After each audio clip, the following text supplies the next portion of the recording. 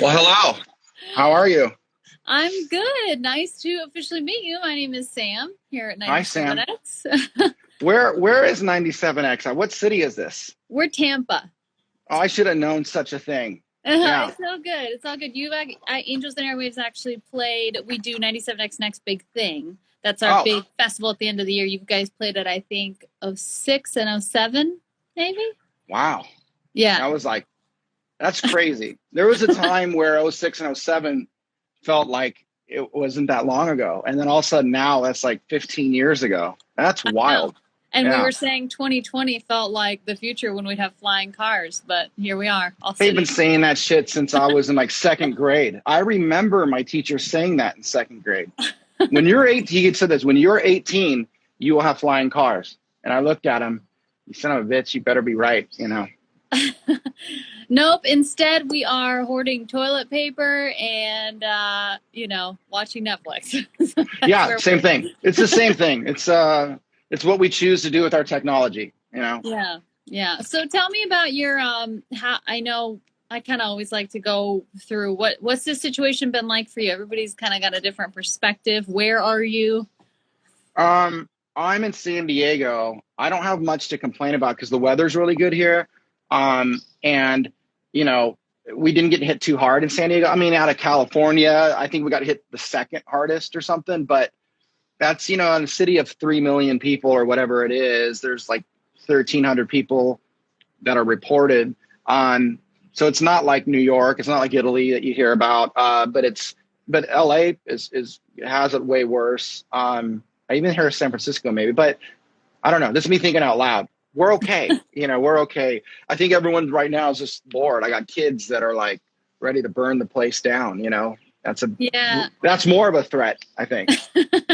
Yeah, I think that stir crazy sense is kind of everywhere right now. Here in Florida, we've started reopening stuff, which is a whole nother kind of weird because they've got restaurants at like 25% capacity and people are like just so excited to go out. I'm a little more hesitant because I still come to the station every day and I'm trying to be like safe so that I can continue to do that. Wait, so they open up restaurants there? 25% capacity, and then you can sit outside 6 feet apart. Well, I might have to come over there for some 6 feet apart table service. I know. Don't you miss like the free bread basket or some free chips and salsa? Do you think that they're going to open up like at what phase, prostitution will be opened up? Is that against social distancing, or is that like, oh wait, is that illegal? No, it's not. It's legal in like Vegas and shit. That's probably like phase 9. Yeah, at this point, I don't think anyone knows what to expect anymore. I don't know. Yeah, I don't know when they're going to open up restaurants and stuff here. Like, I don't even know. California governor is rightfully conservative. I wouldn't want to make the decision where like you made a decision and 30 days later an extra 150,000 people die. Oh. You're like, you don't want to be that guy. No.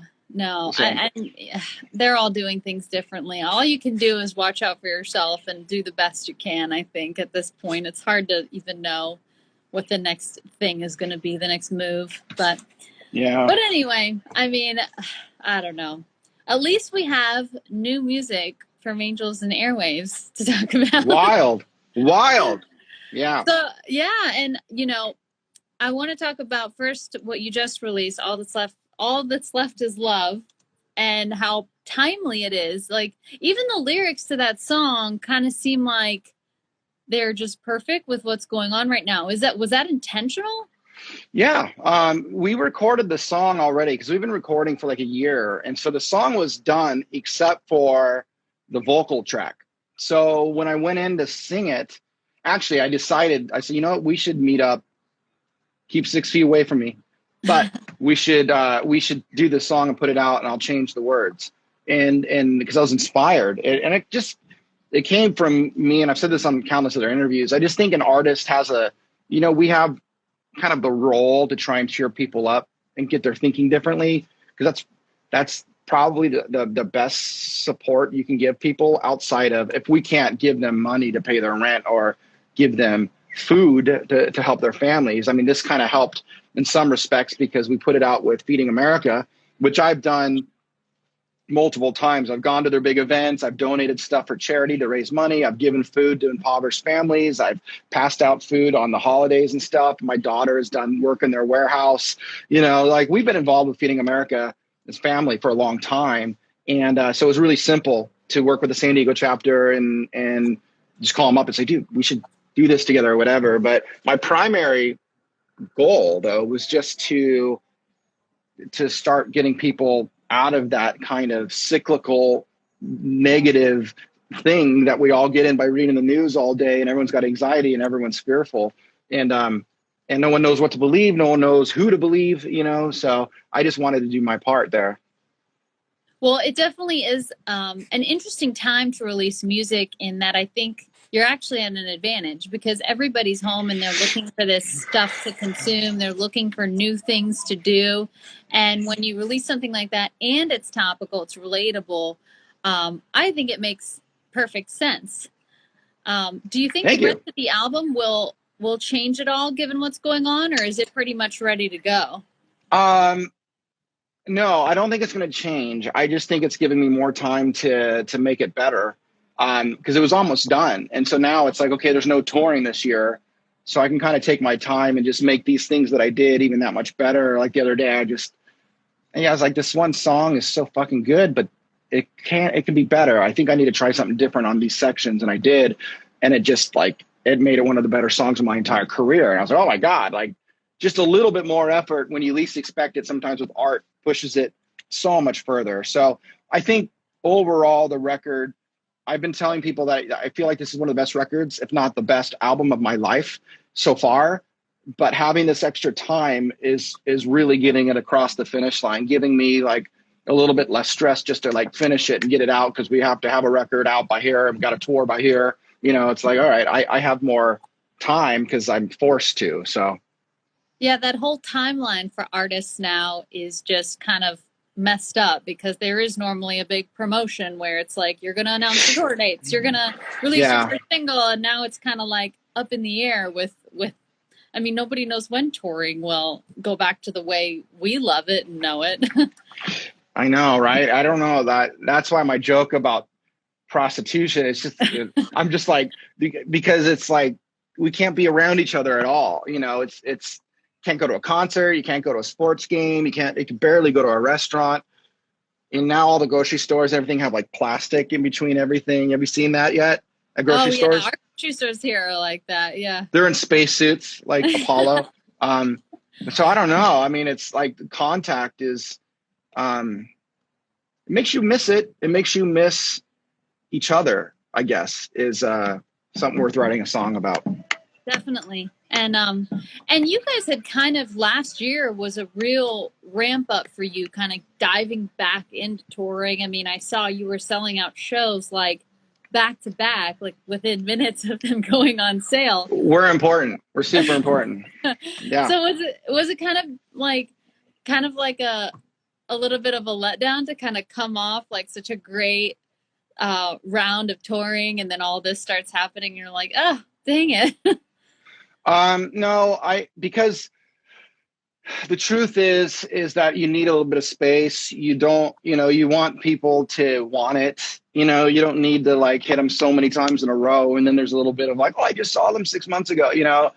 I think it works to our benefit to do something really well, and then they have to wait a little bit longer for it to remind them that they might be excited to see it later. I mean, it's kind of like, you put out a big Star Wars movie and then they put one out like 11 months later. You're like, okay, like, but I'm not even going to see that. Yeah. Yeah. You're not dying to see it, but if they waited 3 or 4 years, you would be like, are you going? I'm going, so, we won't wait that long, but I think it helps us out. I think it, what that tour was really about is that the band is back in the public eye, and it's my priority for the first time in a really long time, music. And mm-hmm. I've been working on so much other stuff.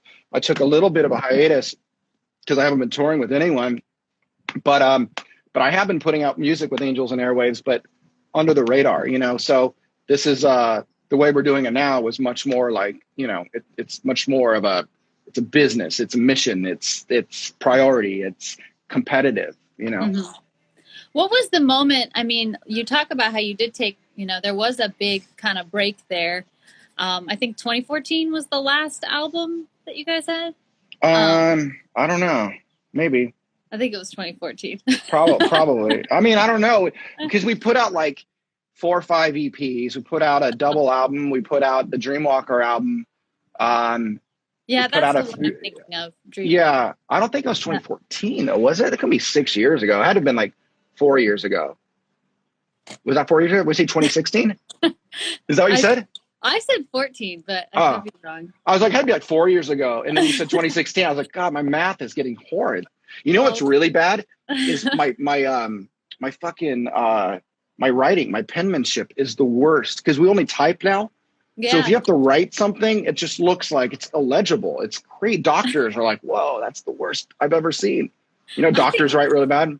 Yeah, well, they don't even teach kids like cursive anymore, because it's like, why? We don't even really have to write things out for people. But they teach kids like algebra and calculus, because that's important. I don't even remember long division. If you put long division in front of me right now, I don't know. I forgot it, you know, all those years of doing it. And the only thing I remember in school were like 4 things. Like, I don't remember any of the history, any of the physics. I remember a little bit of the science stuff because I thought it was interesting. But it's like, we should be teaching kids like how to grow their own food, how to do your taxes. But I think like, how do you take care of the earth? You know, how do you create things that you don't pollute? How do you grow your own food? How do you treat people better? How do you know more about yourself? They're all, no, you have to learn about this dude in France that carried a bucket and let someone know that England was coming to France. You're like, wait, what? You know, there's just things that, look at me. Yeah. I should be Secretary of Education. Yeah, it's my new thing. I think I vividly remember so many hissy fits I threw at my dining room table with my math book. Like, I should have space in my brain for something other than remembering how much I cried over my math homework. I know. And I'm in an industry now that's like about numbers and the length of songs and doing quick math. But that stuff I learned then, I never use that now. Never use it. Yeah, it's just, I don't know. And know what the worst thing is too? Now the kids are doing homeschool. They're on the computer for literally like 2 hours and then they're like done. It's like, what the fuck are you at school for 8 hours a day for when they're getting it all done in 2 hours? It's wild. It's just crazy. It's like the shit that really matters. They don't talk. They don't make jokes. They don't yell at the kids. They just kind of like, these are the chapters. Here's the questions. You're off. Go. Get away from me, kid. And now that you don't even have to get out of your pajamas for it. I mean, I know. I'm jealous. Oh, I know, right? They're all comfortable all day long. I know. It's like, you got to wear a suit. Yeah. No. Tie. No. I can wear what I want. Today, I tried a little harder because I knew, but most days I just wear hoodies. Okay. There's no one here. Like in the office, it's just honor people, and then everyone else works from home. So it's kind of like a very ghostly feeling in the studio now. Yeah, but sometimes you just gotta like at least kind of dress up just because you're leaving. You're like, I gotta act like I care about me. I gotta make sure my jeans still fit, like at least once a week. We're all cooking like 8 meals a day and shit. Yeah. Well, I think tonight is pasta, and then tomorrow is pasta. Because why not? I know.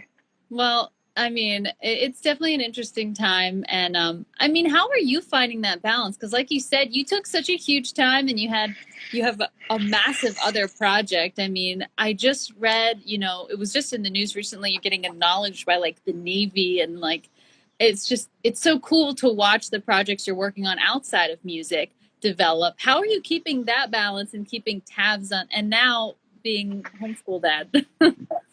I don't know. Like right before this call, I was a couple minutes late because I was on a board call all about artificial intelligence, right? So I'm sitting here talking about all this stuff that I really know very little about, but I have concepts on it or whatever.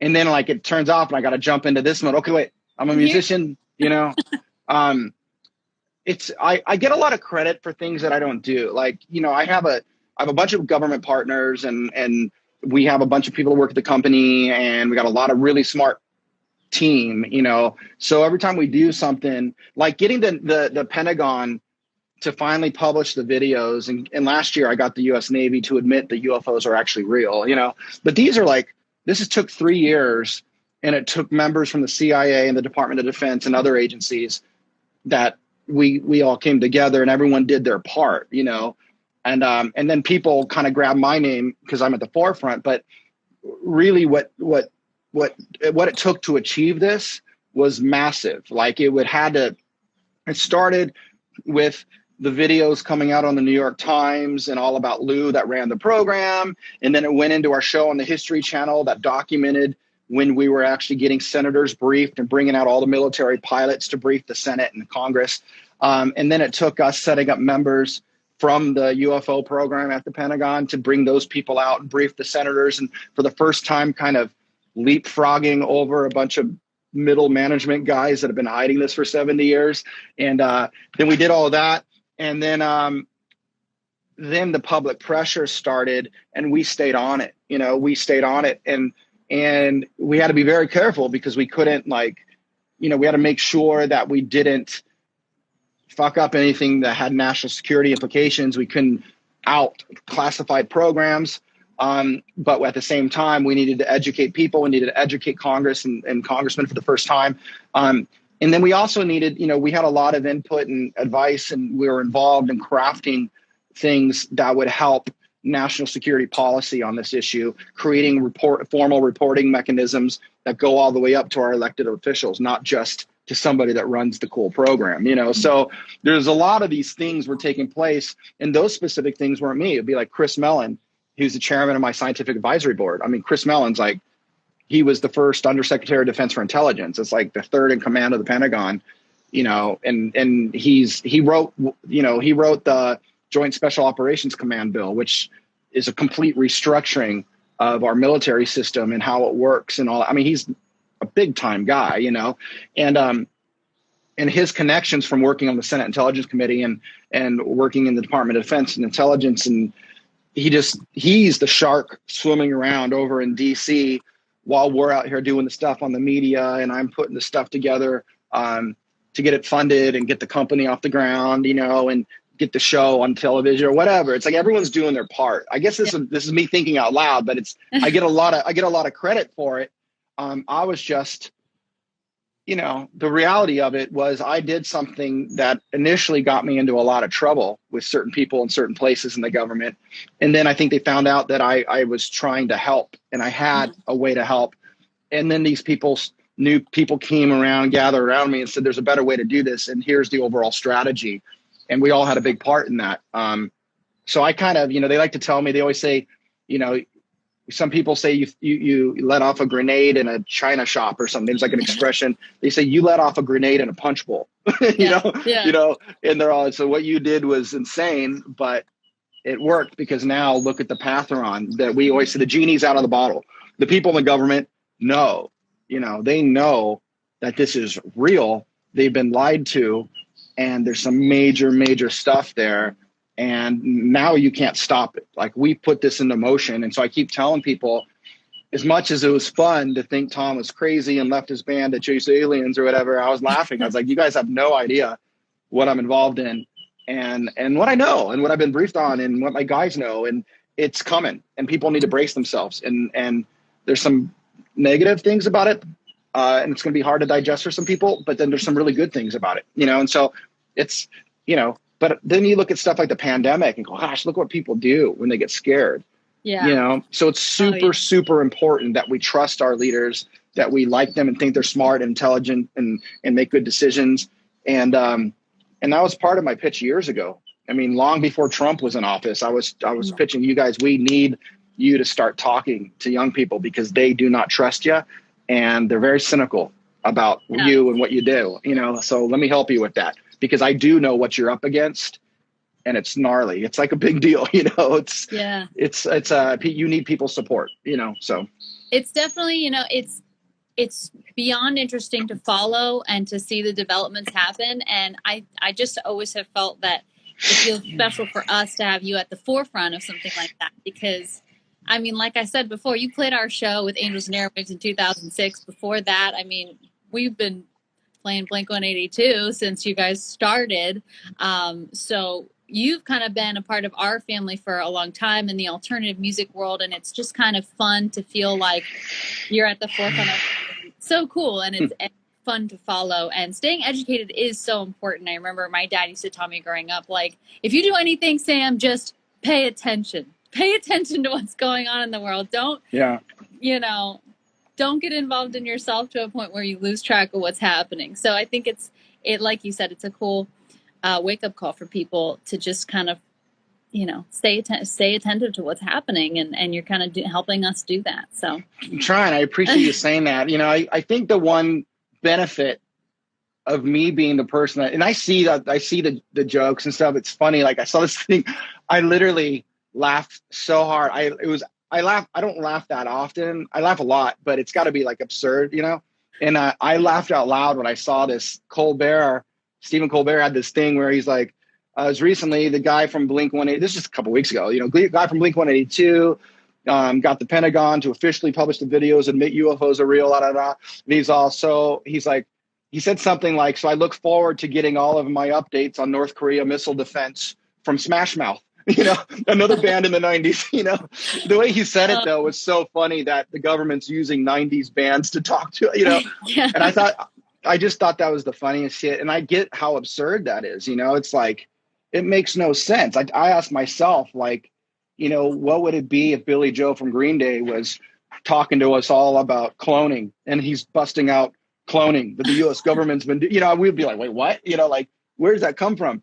But for me, I've always been into space. I've always been into consciousness. I've always been into who are we, where are we from? Long before my band was ever popular, I was studying this stuff. Obviously there's early Blink songs about UFOs and aliens and stuff, but, I only had two big passions, and that was one was music and that. But I've always been an entrepreneur. I was always building companies on the side. Blink always did that.